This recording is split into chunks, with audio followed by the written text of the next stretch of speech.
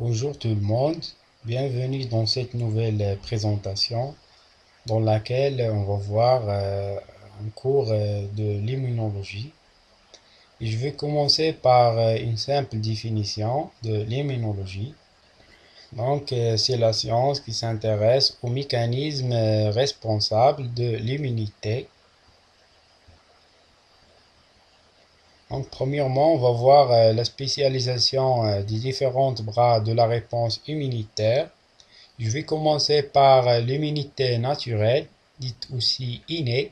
C'est la première ligne de la défense de l'organisme. L'immunité naturelle, elle agit par le même mécanisme et l'immunité hémorale qui agit légèrement vis-à-vis les antigènes extracellulaires, bactéries, toxines, stade précoce de certaines infections virales. Et un autre bras de défense ou bien de la réponse immunitaire, c'est l'immunité à médiation cellulaire. Ce type de l'immunité, il agit généralement sur les infections virales et les bactéries intracellulaires et des cellules des soies qui sont modifiées, par exemple les cellules cancéreuses. On va voir par la suite les interactions directes de cellule à cellule. Elles sont fondamentales pour l'activation du système immunitaire, sont souvent bidirectionnelles, c'est-à-dire que on aura un effet des cellules du système immunitaire vis-à-vis les cellules étrangères ou bien qui sont modifiées. Et bien sûr, ces cellules du non-soi, elles ont une action sur les cellules de l'organisme. Nécessitant un micro-environnement particulier qui favorise ces interactions. Il s'agit d'organes lymphoïdes secondaires. On va voir maintenant les deux types d'organes lymphoïdes. On a les organes lymphoïdes primaires, dits aussi centraux. Ils sont représentés par la moelle osseuse et le thymus. Et les organes lymphoïdes secondaires, dits aussi périphériques, sont très nombreux, dont ganglions lymphatiques, la rate, les tissus lymphoïdes associés aux muqueuses et on a d'autres. On va voir premièrement la moelle osseuse. Il correspond au tissu présent dans la partie centrale des os courtes et plates. Et la moelle osseuse, il est composé d'une partie rouge qui est constituée de cellules souches hématopoïétiques pluripotentes, c'est-à-dire qu'ils ont la capacité de donner plusieurs lignées cellulaires, et une partie jaune qui est constituée des cellules graisseuses, notamment ce sont des adipocytes. Il s'agit d'un lieu de production et la maturation des lymphocytes du type B, mais pour les lymphocytes T, elles sont produites dans la moelle osseuse, mais leur maturation est effectuée dans un autre organe lymphoïde central.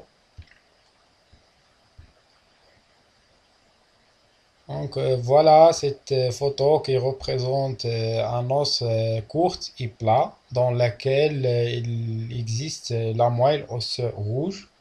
Et cette figure à droite, elle représente les organes lymphoïdes.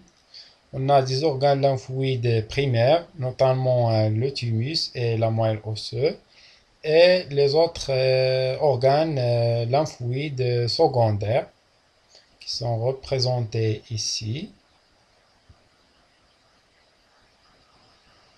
Les organes lymphoïdes primaires, c'est là où se différencient les lymphocytes jusqu'à stade de maturité. Les lymphocytes B, moelle hématopoïétique des os, c'est là où s'effectue leur maturation. Et pour les lymphocytes T, ils sont produits dans la moelle osseuse rouge, mais leur maturation s'effectue au niveau du thymus. Donc voilà ici cette figure qui représente le processus de l'hématopoïèse.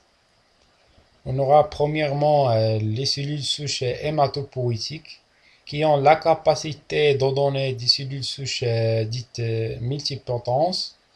Et par différenciation, ces cellules-là, elles donnent des cellules progénératrices 1008.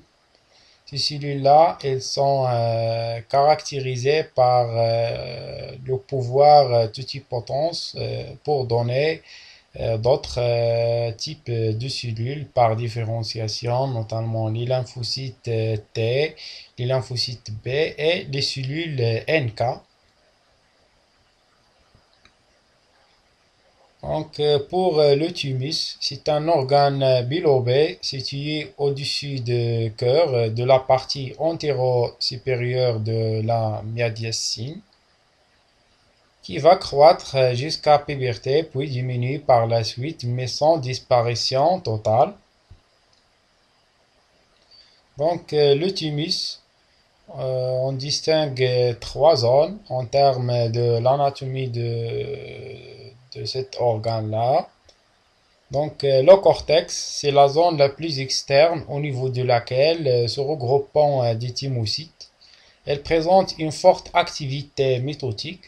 Il contient aussi des macrophages. Et la jonction corticomédullaire, c'est là où se concentrent de nombreuses cellules dendritiques. Et la partie médullaire, bien la médulla, c'est la zone la plus interne au niveau de laquelle se produisant l'accumulation de cellules de type T qui sont matures. Donc, on aura ici les étapes de la différenciation des lymphocytes T. Ils sont maturés à partir des précurseurs hématopoïétiques.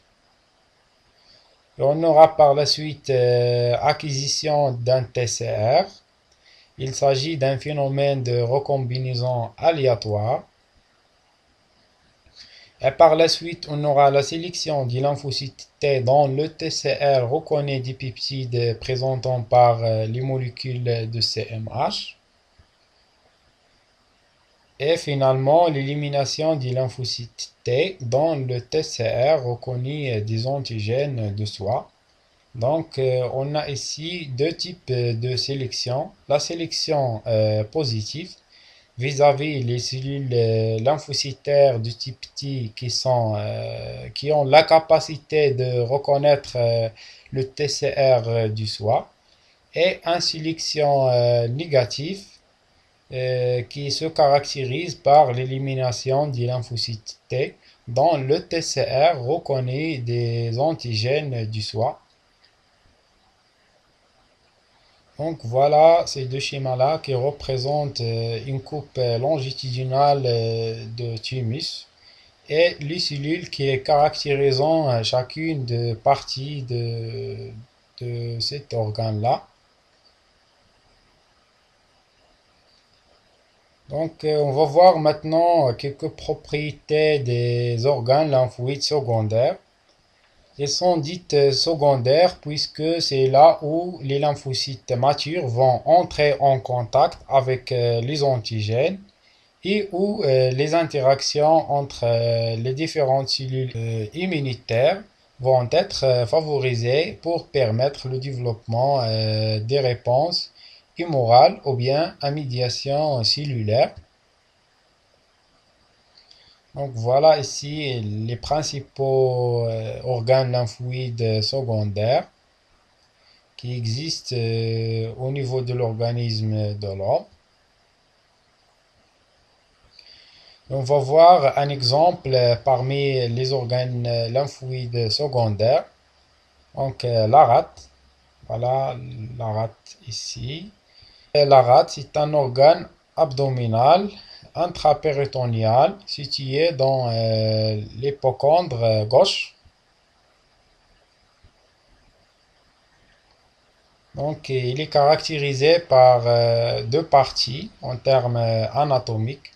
La pulpe rouge Il joue un rôle important dans la régulation de la formation et de la destruction des éléments figurés du sang, notamment des hématies, et la pulpe blanche donne lieu à des rencontres antigènes lymphocytes et centrée par une artériole riche en lymphocytes T et B. Et pour les tissus lymphoïdes associés aux muqueuses, c'est le MALT. C'est un ensemble de tissus ou d'organes plus ou moins individualisés dont toutes les muqueuses assurant la même fonction que les cellules lymphatiques. Pour les tissus lymphoïdes associés aux branches, se sont situés dans la muqueuse des grosses voies aériennes. Et pour les tissus lymphoïdes associés à l'appareil digestif, sont dites GALT.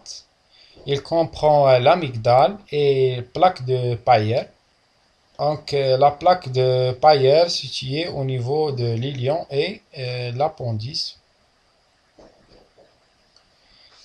En règle générale, un antigène, c'est une substance douée de la propriété de provoquer une réponse immunitaire, que ce soit humoral, synthèse des immunoglobulines ou anticorps, soit par l'action des autres médiateurs du système immunitaire, notamment les lymphocytes T. Donc, d'où vient l'antigène? Soit par des espaces interstitiels, récupération par les lymphes et filtrage par les ganglions lymphatiques, ou bien du sang, filtrage dans la rate, ou bien intervient par le tube digestif ou des voies respiratoires et génitales, filtrage au niveau du tissu lymphoïde mucosal. Donc, que trouve-t-on dans les organes lymphoïdes secondaires?